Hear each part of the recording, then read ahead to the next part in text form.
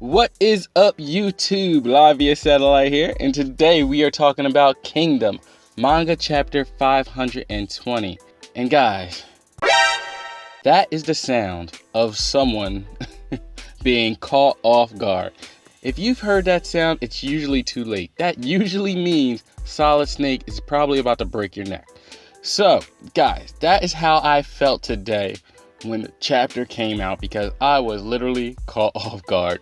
It's been coming out on, Monday, Tuesday recently, so hey, I decided it's not coming out today. Why even be prepared? But guess what? Yep, got him. Anyway, getting right into the chapter, guys. Okay, so the chapter starts off with Shin, and Shin is pretty much having a temper tantrum, complaining about how they're way too far in the back, they can barely see anything, and Osun's got them so far in the back, it's like he's trying to hide them and make them look like they're scared of Riboku. Like, when did Shin become a diva? He's making a face like Kobe Bryant would make if he got pulled from the game. So, of course, Ten and Kai are listening to Shin complain. In Shin's complaining, Ten is actually able to glean something from it. So she strikes her Aristotle thinker pose and realizes that it's probably a reason that Osun hid them in the back. Kai also mentions that they should probably be paying attention to the left side, because that's where Mouten and his 5,000 men are, who are going up against the 30,000 men of Kishui. Alright, so switching back to the Zhao side of things, we get a report to Riboku saying that the left side of the Quinn army only has 5,000 men. Gaio-un says that he thought Osun was a more cautious man, but it seems like, in his eyes, that Osun is a much more daring man than they would have expected. Riboku agrees with this. And then Riboku goes into his dialogue, and he's talking about how the battle hasn't even begun yet, and his machinations have already started. So, to be honest with you guys, I had no idea what this meant. If you did, bravo. But me, I had to look this up. So basically the word means a plot or a scheme. So Riboku is basically left with two choices here. He can either play into Osun's little game, his little scheme, or he can attack somewhere else. Because obviously Riboku sees that this is nothing but some sort of setup, some sort of trap. I mean, you have to look at this through Riboku's eyes. Osun is daring him. He is daring him to attack this section. I dare you, I double dare you, motherfuckers. I mean, this really reminds me of like a poker game. And like right now, Riboku's trying to figure, is Osun bluffing or does he really have a good hand? Okay, so Riboku decides, hey, you know what? I'm going to call his bluff. So Riboku gives the message to Kane that Kishui is supposed to attack with his 30,000 men and wipe out the 5,000 men of Mouten.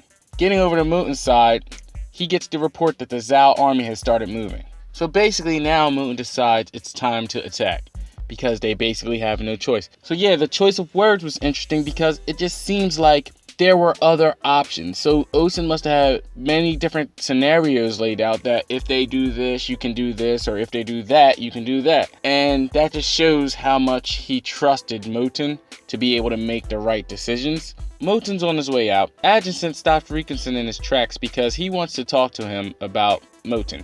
He wants him to basically keep an eye on Mouten because he's going to be unable to be there because, he's an old man. He can't be riding all fast and stuff anymore. He's telling him, all of these different things, take care of Mouten and everything like that. And he also brings up something very interesting about how well Rikusen is with the spear. He says his spear technique is almost enough to give Ohan a run for his money. But Rikusen says, look, dude, I know, I'm going to take care of him, but look, you got to stop treating him like a kid. He's not a kid anymore. You know what I mean? He's not suckling on the teat any longer. But my man Adjutant, he won't let go. He will not let go. He says, look, no matter how old he is, I'll always be concerned about his well-being, which is cool. And I like that about this guy. And as he should be, like a fatherly figure. But another thing that Rikusen says that was very, very interesting is that Mouten can actually see the battlefield just as well as a great general could see it. So back on the Zhao side, Kisui and Bate are having a conversation. Bate is saying how far are they going to go because they're almost at the halfway point. At this rate, basically they'll be inside of Osun's headquarters. Kisui's not really saying much, and he pretty much halts the troops. Obviously, Kisui's being cautious. So remember that poker game I talked about earlier? Kisui remembers playing that game with Kanki. Kanki is still renting space in this man's head because he knows he has the advantage. But he's being cautious because he knows these Quinn, they're tricky. And no sooner does he halt, does he get a report saying that basically half the men from the Quinn army are missing. This is why Kanki is so great.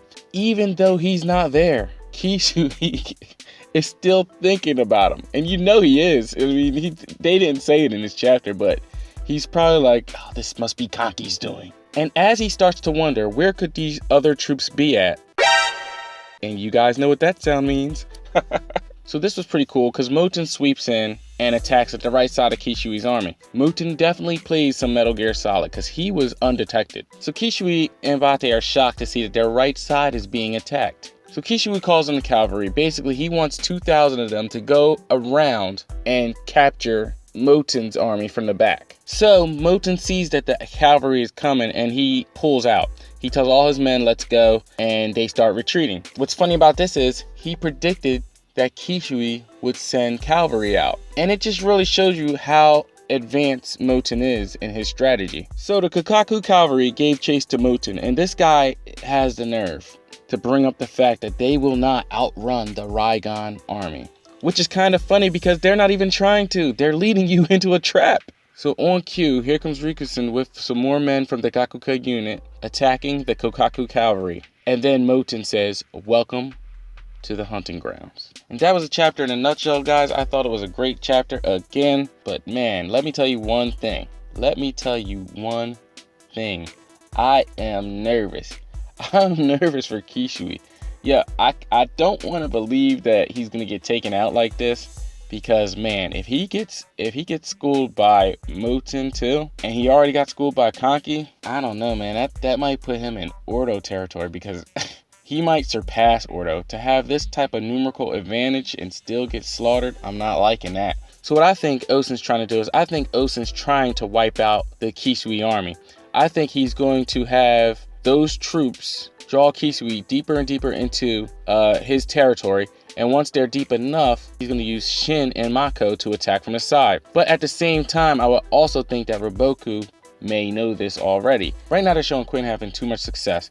So I'm expecting in the next few chapters, Riboku to start showing his hand some. But we will have to wait and see. So guys, that was my review for this week. Thank you for tuning in and let me know what you guys thought of the chapter. Also, don't forget to leave a like if you liked the video, comment, and subscribe. Peace out.